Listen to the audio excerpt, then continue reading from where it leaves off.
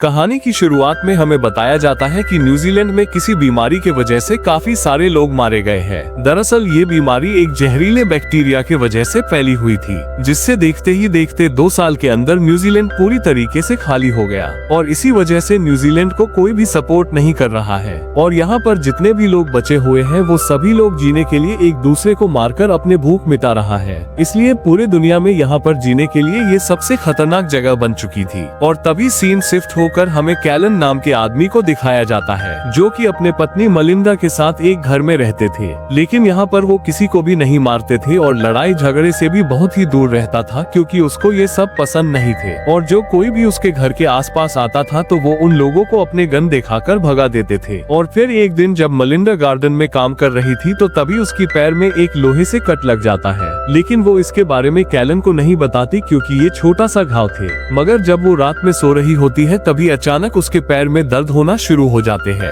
इसलिए वो पैर में देखती है तो वहाँ पर इन्फेक्शन होना शुरू हो चुके थे और उसके दर्द भी धीरे धीरे बढ़ते जा रहे थे। अब अगले सुबह होने के बाद वो अपने घाव के बारे में कैलन को बताती है। जहाँ पर वो देखता है तो उसके पैर में वही बैक्टीरिया फैल चुके थे जिसने पूरे देश को ही खत्म किया था, जिसे देखते ही ये बात वो मलिंदा को भी बताता है। और ये बात सुनकर उसकी पत्नी काफी दुखी हो जाती है। अब यहाँ पर कैनल को पता था कि इसके इलाज के लिए एक खास तरह की दवाई की जरूरत है जो कि उनके पास नहीं थे। इसलिए अब कैलन वो दवाई को खोजने के लिए शहर की तरफ जाने की फैसला करता है। लेकिन वो जाने से पहले मलिंदा को एक गन देता है और वो उनसे कहता है कि बिना किसी वजह के यहाँ पर बंदूक को मत चलाना, क्योंकि इसमें काफी कम गोली बची है, इसलिए जब तुमको खतरा महसूस हो तभी ये चलाना। इतना कहकर कैलन उसको अकेले छोड़कर दवाई लेने के लिए चला जाता है। लेकिन जैसे ही वो रास्ते में जा रहा होता है कि तभी उसे वहाँ पर कुछ लोग दिखाई देता है, मगर वो उन लोगों को मारना नहीं चाहता था, इसलिए वो अपने रास्ता बदल कर दूसरी तरफ जाता है। लेकिन उसको कुछ दूर जाते ही एक घर दिखाई देता है, जिसे देखते ही वो जल्दी से जाकर उस घर को देखने लगता है, मगर वहाँ पर कोई नहीं होता। इसलिए वो अंदर चला जाता है जहाँ पर उसे कई सारे बंदूक और काफी सारा खाना दिखाई देता है। लेकिन तभी अचानक उसके पीछे से कोई आदमी आकर उसके ऊपर गन पॉइंट कर देता है।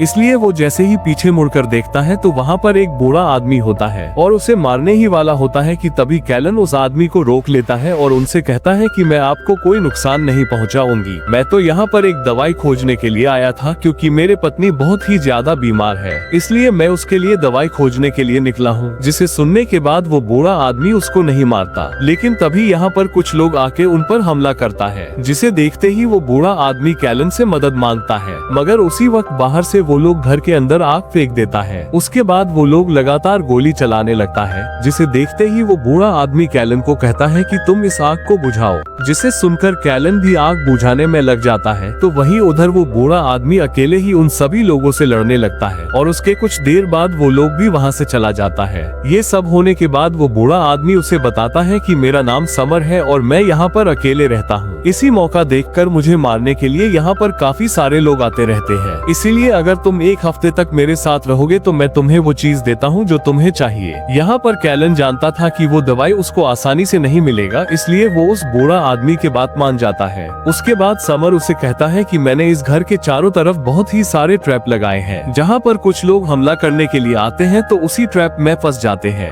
जिसके बाद मैं उन सभी को एक एक करके मार देता हूँ। लेकिन अभी भी यहाँ पर काफी सारे ट्रैप लगाना बाकी है, जिसे सुनने के बाद वो दोनों मिलकर वहाँ पर सभी चीजें ठीक करने लग जाता है और खाली हुई जगह पर भी बहुत ही सारे इलेक्ट्रिक ट्रैप को लगाता है। और वही दूसरी तरफ हमें मलिंदा को दिखाया जाता है, जहाँ पर अब वो धीरे धीरे कमजोर होते जा रही थी, इसलिए वो आराम करने के लिए सो रही होती है कि तभी उसको वहाँ पर किसी का आने की महसूस होता है। इसलिए वो जल्दी से उठकर कहीं छुप जाती है और जैसे ही वो आदमी घर के अंदर आता है तो उसी मौका देखकर वो उसको हमला करके उसे बेहोश कर देती है। उसके बाद वो जैसे ही उस आदमी को मारने की कोशिश करती है तो वो उसे मार नहीं पाती, इसलिए वो उसे अपने घर से बहुत ही दूर ले जाकर वहीं पर छोड़ देती है। और तभी हमें फिर से उधर कैलन और समर को दिखाया जाता है, जहाँ पर वो दोनों बातें कर रहे थे। और तभी वहाँ पर समर उसे कहता है कि आज रात हमारे ऊपर किसी ने हमला करने वाला है, जिसे सुनकर कैलन काफी हैरान हो जाता है और वो समर से गुस्सा भी हो जाता है, क्योंकि उसने कैलन को ये सभी बातें नहीं बताया था। इसलिए वो समर को मारने की कोशिश करता है, लेकिन वो उसे नहीं मारता, इसलिए वो छोड़ देता है। उसके बाद वो वहाँ से चला जाता है, लेकिन रात में वहाँ पर किसी ने भी हमला नहीं करता।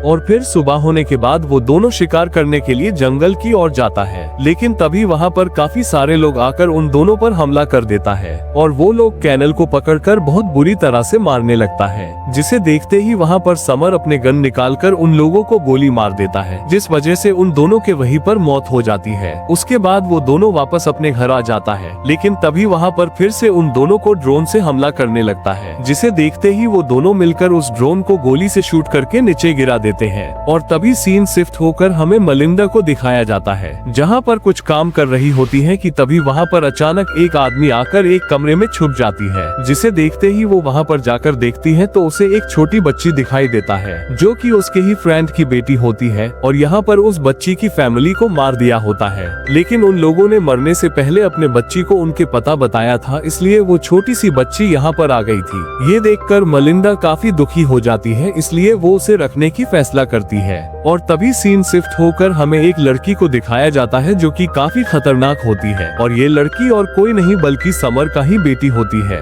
और वहीं दूसरी तरफ कैलन अभी भी समर के साथ ही होता है, लेकिन तभी उसके घर के बेसमेंट से कुछ आवाजें सुनाई देती है, जिसे सुनते ही वो बिना सोचे समझे उस बेसमेंट के अंदर गोली चलाने लगता है। मगर तभी यहाँ पर समर आकर उसको रोक लेता है और उसे कहता है कि उस बेसमेंट में एक बच्चा है, जिसे सुनकर वो काफी हैरान हो जाता है, क्योंकि अभी उसको इस बारे में कुछ भी पता नहीं था। और तभी यहाँ पर समर कहता है कि उसने इस बच्चा को एक गुंडे से बचाकर लेकर आया था, और उसी दिन से यहाँ पर वो लोग उसे मारने के लिए आते रहता है। और वही दूसरी तरफ मलिंदा और वो छोटी बच्ची घर पे होता है कि तभी वहाँ पर फिर से वही आदमी आ जाता है, जिसे यहाँ पर उसने थोड़ी देर पहले बेहोश करके छोड़ दिया था। लेकिन यहाँ पर वो फिर से उस आदमी को बेहोश करके उसी जगह पर ले जाकर छोड़ देती है। मगर तभी वो आदमी उसको कहता है कि तुम मुझे मार दो, यही बेहतर होगा, नहीं तो मैं बार बार तुमको मारने के लिए आता रहूंगा। और तभी सीन शिफ्ट होकर हमें दूसरी तरफ दिखाया जाता है, जहाँ पर कैलन और वो बूढ़ा आदमी अपने घर में होता है। लेकिन तभी वहाँ पर कुछ लोग आकर हमला करने लगता है, जिसे देखकर वो दोनों भी उनसे लड़ने लगता है। मगर वहाँ पर उन लोगों को पता था कि यहाँ पर उन दोनों ने काफी सारे माइन रखा हुआ है, इसलिए वो लोग यहाँ पर एक टैंक लेकर आगे बढ़ता है, जहाँ पर वो सारे माइंस ब्लास्ट हो जाता है, जिसे देखते ही यहाँ पर समर और कैलन अपने साथ साथ इस घर को भी बचाने में लगे हुए थे। और तभी मौका पाते ही यहाँ पर एक आदमी घर के बेसमेंट में घुस जाता है, जहाँ पर उसको वो बच्चा मिल जाता है, जिसे देखते ही वो आदमी उस बच्चे को बांधकर वहाँ से ले जाने लगता है।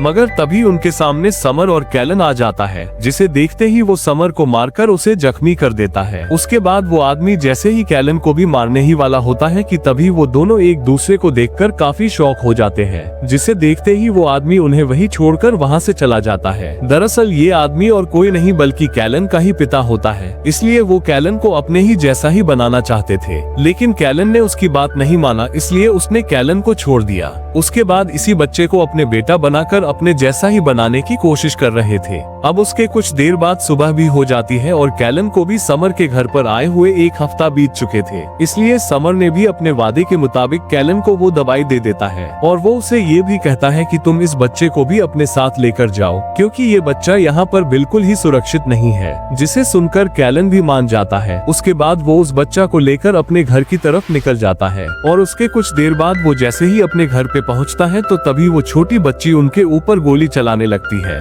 लेकिन तभी कैलन की पत्नी उसे रोक लेती है और जैसे ही वो अपने पत्नी को देखता है तो उसकी हालत काफी बिगड़ चुकी थी, जिसे देखते ही वो जल्दी से उसको इंजेक्शन लगा देता है। उसके बाद धीरे धीरे उसकी हालत भी ठीक होने लगती है। अब यहाँ पर वो सभी लोग मिलकर लंच करने लगता है, लेकिन यहाँ पर कैलन को कुछ भी ठीक नहीं लगता, क्योंकि वो जानता था कि वो लोग समर को मारने के लिए जरूर वापस आएगा, इसलिए वो उसके मदद करने के लिए जाने का फैसला करता है। और वहीं दूसरी तरफ वो लड़की भी कैलन के पिता के साथ मिलकर समर को मारने के लिए आ जाता है। यहाँ पर वो लड़की अपने पिता को इसलिए मारना चाहती थी कि जब उसे और उसकी मॉम को उसकी जरूरत थी तभी वो आदमी उन दोनों को अकेले छोड़कर चले गए थे, इसलिए वो भी इसी का बदला लेना चाहती थी। उसके बाद वो सभी लोग समर के घर में जाकर हमला करने लगता है, लेकिन तभी वहाँ पर कैलन भी पहुँच जाता है, जहाँ पर वो दोनों मिलकर उन लोगों की सामना करता है। अब वहाँ पर काफी खतरनाक लड़ाई होता है, जहाँ पर काफी सारे लोग मर जाते हैं। लेकिन वहाँ पर वो आदमी समर को मारने ही वाला होता है कि तभी वहाँ पर कैलन आकर उसको बचाने के लिए अपने ही पिता को मार देता है। और वहीं दूसरी तरफ समर भी अपनी बेटी को एक इलेक्ट्रिक शॉक से मार देता है, जिसे देखकर वहाँ पर बाकी के लोग भाग जाते हैं। उसके बाद कैलन भी उसको वही छोड़कर अपने घर आ जाता है, जहाँ पर अब वो सभी लोग काफी खुशी के साथ अपने लाइफ बिताने लगता है। और तभी वहाँ पर कैलन भी अपने घर के चारों तरफ ट्रैप लगाने लगता है ताकि वो अपने परिवार को दुश्मन से बचाकर सेफ रख सके।